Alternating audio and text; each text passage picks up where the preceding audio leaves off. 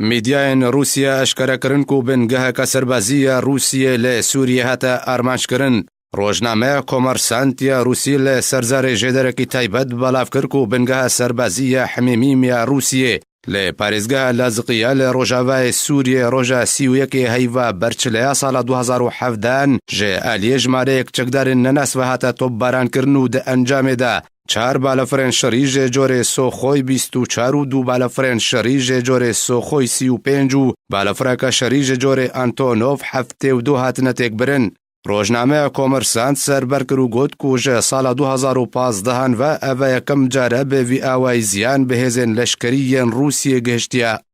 هروها روزنامه دا خویا کرن کو وزارت برابانیا روسیا به فرمیت دا خویانی لسروی بویره ندایو به تنه وزارت برابانیا روسیه آماجدا کو ده 31 ماه برچله سال 2017 ده بالافرک لشکری روسیه جوری هلیکوپتر می 24 به صدمه کشه که تکنیکی هاتا خواری و بالافروانی وی هاتا کشتن. جه آلی خوش مارک چالکوان دانا خویا کرن کو پشتی آرمانچ کرنا بنگاه حمیمی یا سربازی جه آلی جمارک چکدار نناس و روسیا به آوایکی توند کار و دان کرو بالافرین شریین روسیا سویلن لی غوطه روژهالات شامی بمباران کرن.